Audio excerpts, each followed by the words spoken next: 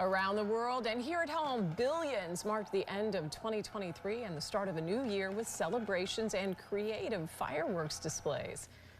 It's good to have you with us. Yeah, and Happy New Year. But once the party ends, there's some new rules that start taking effect. Florida has several new laws that take effect this year that will impact the way you drive and the way some people vote. There's also a law that will impact people accused of violent crimes before they stand trial. News Channel 8's Jeff Patterson joins us live in Tampa with some of those details. Jeff.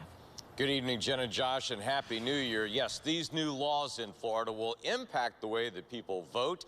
They will also impact the way that we drive in Florida, and it's something that we all need to pay attention to, the new Move Over law, while we are driving on Florida laws. And plus, there is a change to court procedures that the Hillsborough County State Attorney says will keep people behind bars after being accused of violent crimes.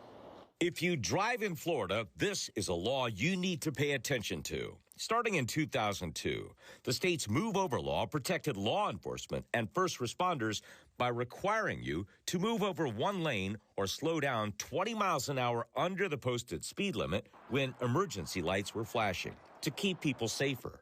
The law was then expanded to include garbage trucks and utility vehicles. And now the law is expanding again to protect more people. If you're stopped on the side of the road, and an oncoming driver sees a person out the car and sees that there's flares, traffic cones, or the hazard lights are flashing, and basically you're looking at a disabled vehicle, there's a person out there, you're required to move over for them as well. Florida's voting laws are changing too, and this change will impact anyone who previously voted by mail. The change in the law was that basically at the end of 2022, any requests for vote by mail ballot that were on file were done. They were over with.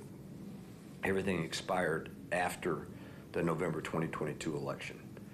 So people need to request that ballot again. Another change will impact people accused of violent crimes, including people accused of first-degree felonies and people accused of DUI manslaughter or manslaughter involving voting under the influence. Now, the state attorney is required to file a motion to keep those people in jail before their trial. It'll make the community safer because there are some states, California, for example, which has gone to a no bail. We are actually doing the exact opposite. We are increasing bails. We're not treating criminals like victims. We're keeping our community safe by keeping people who are dangerous, once a judge makes that determination, by keeping people who are dangerous behind bars pending their trial. So if you want a vote-by-mail ballot, Craig Latimer, the Hillsborough County Supervisor of Elections, says you can go online to do that. You can pick up the phone and make a call, or of course you can go in person to the Supervisor of Elections office, but you will need more proof of who you are now in the form of a driver's license or your social security number. Jen? Jeff, do you have a sense of how the change in vote-by-mail rules will impact things?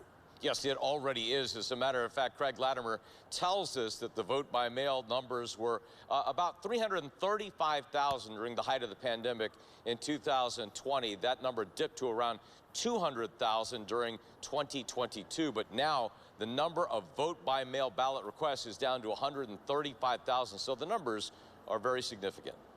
It sounds like it. All right, Jeff Patterson reporting live for us in Tampa. Thank you, Jeff.